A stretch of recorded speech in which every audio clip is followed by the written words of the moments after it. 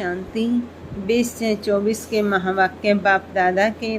बाबा ने कहा, मीठे बच्चे, अब चने मुट्ठी के पीछे अपना समय बर्बाद नहीं करो। अब बाप के मददगार बन बाप का नाम बाला करो।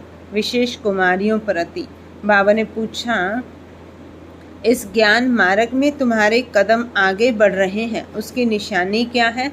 बाबा ने कहा, जिन बच्चों को शांति धाम और सुख धाम सदा याद रहता है, याद के समय बुद्धि कहाँ पर भी भटकती नहीं है, बुद्धि में व्यर्थ के ख्यालात नहीं आते, बुद्धि एकाग्र है, झुटका नहीं खाते, खुशी का पारा चढ़ा हुआ है, तो इससे सिद्ध है कि कदम आगे बढ़ रहे हैं।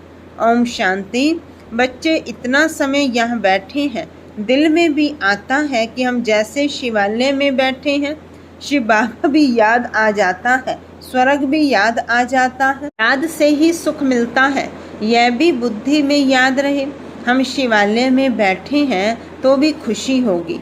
जाना तो आखिर इन सभी को शिवालय में है, शांति धाम में कोई को बैठ नहीं जाना है। वास्तव में शांति धाम को भी शिवालय कहेंगे, सुख धाम को भी शिवालय कहेंगे, दोनों स्थापन करते हैं। तुम बच्चों को याद भी दोनों को करना है। वह शिवालय है शांति धाम के लिए और वह शिवालय है सुख के लिए, यह है दुख धाम। अभी तुम संगम पर बैठे हो, शांति धाम और सुख धाम के सिवाय और किसी की भी याद नहीं होनी चाहिए। भल कहाँ भी बैठे हो, धंधे आदि में बैठे हो, तो भी बुद्धि में दोनों शिवालय याद आने चाहिए। दुख धाम भूल जाना है। बच्चे जानते हैं यह शिवालय दुख धाम अब खत्म हो जाना है। यहाँ बैठे तुम बच्चों को झुटका आदि भी नहीं आना चाहिए। बहुतों की बुद्धि कहाँ कहाँ और तरफ चली जाती है, माया के विघ्न पड़ते हैं। तुम बच्चों को बाप घड़ी घड़ी कहते हैं, बच्चे मन मनाभव, भिन्न भिन्न प्रकार की युक्तियाँ भी बतलाते हैं। यहाँ बैठे हो, बुद्धि में यह याद करो कि हम पहले शांति धाम शिवालय में जाएंगे, फिर सुख धाम में आएंगे। ऐसा याद करने से पाप कटते जाएंगे। जितना तुम याद करते हो उतना कदम बढ़ाते हो। यहाँ और कोई ख्यालात में नहीं बैठना चाहिए, नहीं तो तुम औरों को नुकसान पहुँचाते हो, फायदे के बदले और ही नुकसान करते हो। आगे जब बैठते थे तो सामने कोई को जांच करने के लिए बिठाया जाता था। कौन झुटका खाते हैं, कौन आंखें बंद कर बैठते हैं, तो बड़ा खबरदार रहते थे। बाप भी देखते थे इनका बुद्धि योग कहाँ भटकता है क्या, या झुटका खाते हैं क्या। ऐसे भी बहुत आते हैं जो कुछ भी समझते नहीं हैं। ब्राह्मणियाँ ले आती हैं। शिव बाबा के आगे बच्चे बड़े अच्छे होने चाहिए, जो गफलत में नहीं रहे, क्योंकि यह कोई ऑर्डिनरी टीचर नहीं। बाप बैठ सिखलाते हैं, या बहुत सावधान होकर बैठना चाहिए। बाबा 15 मिनट शांति में बिठाते हैं, तुम तो घंटा 2 घंटा बैठते हो। सब तो महारथी नहीं है, जो कच्चे हैं उनको सावधान करना है। सावधान करने से सुजाग हो जाएंगे। जो याद में नहीं रहते, व्यर्थ ख्यालात चलाते रहते हैं, वह जैसे विघ्न डालते हैं, क्योंकि बुद्धि कहाँ ना कहाँ भटकती है। महारथी, घोड़े सवार, प्यादे सब बैठे हैं। बाबा आज विचार सागर मंथन करके आए थे। म्यूजियम में अथवा प्रदर्शनी में तुम बच्चे जो शिवालय, विशालय और पुरुषोत्तम संगम युग तीनों ही बताते हो, यह बहुत अच्छा है समझाने के लिए। यह चित्र बहुत बड़े बड़े बनाने चाहिए। सबसे अच्छा बड़ा हाल इनके लिए होना चाहिए, जो मनुष्यों की बुद्धि में झट बैठे। बच्चों का विचार चलना चाहिए कि इसमें हम इम्प्रूवमेंट कैसे लावें। पुरुषोत्तम संगम युग बहुत अच्छा बनाना चाहिए, इस जिससे मनुष्य को बहुत अच्छी समझानी मिल सकती है।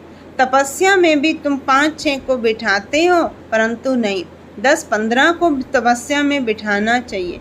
बड़े बड़े चित्र बनाकर क्लियर अक्षर में लिखना चाहिए। तुम इतना समझाते हो, फिर भी समझते थोड़े ही हैं। तुम मेहनत करते हो समझाने के लिए, पत्थर बुद्धि है ना, तो जितना हो सके अच्छी रीति समझाना चाहिए। जो सर्विस में रहते हैं उनको सर्विस बढ़ाने का ख्याल करना है। प्रोजेक्टर प्रदर्शनी में इतना मज़ा नहीं है जितना म्यूज़ियम में। प्रोजेक्टर से तो कुछ भी समझते नहीं। सबसे अच्छा है म्यूज़ियम, भले छोटा हो।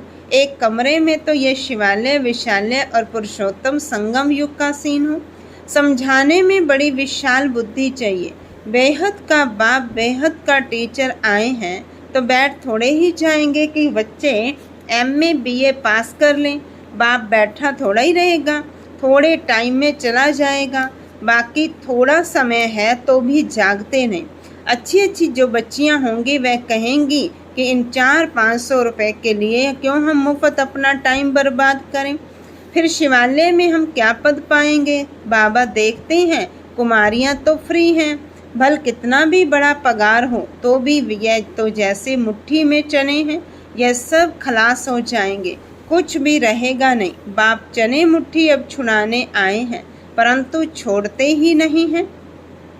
उसमें है चने मुट्ठी, इसमें है विश्व की बादशाही। वह तो पाई पैसे के चने हैं, उनके पिछाड़ी कितना हैरान होते हैं। कुमारियां तो फ्री हैं, वह पढ़ाई तो पाई पैसे की है। उनको छोड़ ये नॉलेज पढ़ते रहें तो दिमाग भी खुले। ऐसी छोटी छोटी बच्चियां बड़ों बड़ों को बैठ नॉलेज दें। बाप आए हैं शिवालय स्थापन करने, यह तो जानते हैं कि यहाँ का सब कुछ मिट्टी में मिल जाना है। यह चने भी नसीब में नहीं आएंगे। किसकी मुट्ठी में 5 चने अर्थात 5 लाख होंगे, वह भी खत्म हो जाएंगे। अभी टाइम बहुत थोड़ा है। दिन प्रतिदिन हालत खराब होती जाती है। अचानक आफतें आ जाती हैं, मौत भी अचानक होते रहते हैं। मुट्ठी में चने होते ही प्राण निकल जाते हैं। तो मनुष्यों को इस बंदरपने से छुड़ाना है। सिर्फ म्यूजियम देख खुश नहीं होना है, कमाल कर दिखाना है। मनुष्यों को सुधारना है। बाप तुम बच्चों को विश्व की बादशाही दे रहे हैं। बाकी तो भुगरा भी किसको नसीब में नहीं आएगा, सब खत्म हो जाएंगे। इससे तो क्यों ना बाप से बादशाही ले लो, कोई तकलीफ की बात नहीं। सिर्फ बाप को याद करना है और सुदर्शन चक्र फिराना है। भुगरों से मुट्ठी खाली कर हीरे जवाहरातों से मुट्ठी भरकर जाना है। बाप समझाते हैं मीठे बच्चे, इन चने मुट्ठी के पिछाड़ी तुम अपना समय क्यों बर्बाद करते हो। हाँ, कोई बुजुर्ग है, बाल बच्चे बहुत हैं तो उनको संभालना होता है। कुमारियों के लिए तो बहुत सहज है। कोई भी आए तो उनको समझाओ कि बाप हमको यह बादशाही देते हैं तो बादशाही लेनी चाहिए ना। अभी तुम्हारी मुट्ठी हीरों से भर रही है, बाकी और तो सब विनाश हो जाएंगे। बाप समझाते हैं तुमने 63 जन्म पाप किए हैं। दूसरा पाप है बाप और देवताओं की गलानी करना। विकारी भी बने और गाली भी दिया। बाप की कितनी गलानी की है। बाप बच्चों को बैठ समझाते हैं, बच्चे टाइम नहीं गंवाना चाहिए। ऐसे नहीं बाबा हम याद नहीं कर सकते। बोलो बाबा हम अपने को आत्मा याद नहीं कर सकते, अपने को भूल जाते हैं। देह अभिमान में आना गोया अपने को भूलना। अपने को आत्मा याद नहीं कर सकते तो बाप को फिर कैसे याद करेंगे। बहुत बड़ी मंजिल है, सहज भी बहुत है। बाकी हाँ, माया का अपोजिशन होता है। मनुष्य गीता आदि भल पढ़ते हैं परंतु अर्थ कुछ भी नहीं समझते। भारत की है ही मुख्य गीता। हर एक धर्म का अपना अपना एक शास्त्र है। जो धर्म स्थापन करने वाले हैं उनको सतगुरु नहीं कह सकते, यह बड़ी भूल है। सतगुरु तो एक ही है, बाकी गुरु कहलाने वाले तो ढेर हैं। कोई ने कारपेंटर का काम सिखाया, इंजीनियर का काम सिखाया तो वह भी गुरु हो गया। हर एक सिखलाने वाला गुरु होता है। सतगुरु एक ही है। अब तुमको सतगुरु मिला है, वह सत्य बाप भी है तो सत्य टीचर भी है। इसलिए बच्चों को जास्ती गफलत नहीं करनी चाहिए। यहाँ से अच्छी रीति रिफ्रेश होकर जाते हैं, फिर घर जाने से यहाँ का सब भूल जाते हैं। गरम जेल में बहुत सजाएं मिलती हैं, वहाँ तो गरम महल होता है। विक्रम कोई होता नहीं जो सजा खानी पड़े। यहाँ तुम बच्चे समझते हो हम बाप से सन्मुख पढ़ रहे हैं। बाहर अपने घर में तो ऐसे नहीं कहेंगे, वहाँ समझेंगे भाई पढ़ाते हैं या तो डायरेक्ट बाप के पास आए हैं। बाप बच्चों को अच्छी रीति समझाते। बाप की और बच्चों की समझाने में फर्क हो जाता है। बाप बैठ बच्चों को सावधान करते हैं, बच्चे बच्चे कह समझाते हैं। तुम शिवालय और विशालय को समझते हो, बेहद की बात है। यह क्लियर कर दिखाओ तो मनुष्यों को कुछ मजा आए। वहाँ तो ऐसे ही हंसी कुंडी में समझाते हो। सीरियस हो समझाओ तो अच्छी रीति समझे। रहम करो अपने पर, क्या इस विशालय में ही रहना है? बाबा के ख्यालात तो चलते हैं ना, कैसे कैसे समझाएं।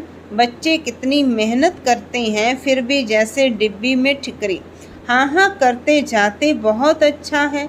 गांव में समझाना चाहिए, खुद नहीं समझते। साहूकार पैसे वाले लोग तो समझेंगे भी नहीं, बिल्कुल अटेंशन ही नहीं देंगे। वह पिछाड़ी में आएंगे, फिर तो टू लेट हो जाएंगे। ना उनका धन काम में आएगा, ना योग में रह सकेंगे। बाकी हाँ सुनेंगे तो प्रजा में आएंगे। गरीब बहुत उच्च पद पा सकते हैं। तुम कन्याओं के पास क्या है? कन्या को गरीब कहा जाता है क्योंकि बाप का वर्षा तो बच्चे को मिलता है, बाकी कन्या दान कहा जाता है। तब विकार में जाती है, कहेंगे शादी करो तो पैसे देंगे, पवित्र रहना है तो एक पाई भी नहीं देंगे। मनोवृत्ति देखो कैसी है। तुम कोई से भी डरो मत, खुली रीति समझाना चाहिए, फुर्त होना चाहिए। तुम तो बिल्कुल सच कहते हो। यह है संगम युग, उस तरफ है चने मुट्ठी, इस तरफ है हीरों की मुट्ठी। अभी तुम बंदर से मंदिर लायक बनते हो। पुरुषार्थ कर हीरे जैसा जन्म लेना चाहिए ना। शक्ल भी बहादुर शेरनी जैसी होनी चाहिए। कोई कोई की शक्ल जैसे रीढ़ बकरी मिसल है। थोड़ा आवाज़ से डर जाएंगे तो बाप सभी बच्चों को खबरदार करते हैं, कन्याओं को तो फंसना नहीं चाहिए, और ही बंधन में फंसेंगे तो फिर विकार के लिए डंडे खाएंगे। ज्ञान अच्छी रीति धारण करेगी तो विश्व की महारानी बनेगी। बाप कहते हैं मैं तुमको विश्व की बादशाही देने आया हूँ, परंतु किसी किसी के नसीब में नहीं है। बाप है ही गरीब निवाज, गरीब है कन्याएं। माँ बाप शादी नहीं करा सकते हैं तो दे देते हैं, तो उनको नशा चढ़ना चाहिए। हम अच्छी रीति पढ़कर पद तो अच्छा पाएं। अच्छे स्टूडेंट जो होते हैं वह पढ़ाई पर ध्यान देते हैं। हम पास विद ऑनर हो जाएं, उनको ही फिर स्कॉलरशिप मिलती है। जितना पुरुषार्थ करेंगे उतना उच्च पद पाएंगे। वह भी 21 जन्म लिए। यहाँ है अल्पकाल का सुख, आज कुछ मर्तबा कल मौत आ गया, खलास। योगी और भोगी में फर्क है ना। तो बाप कहते गरीबों पर ज़्यादा अटेंशन दो।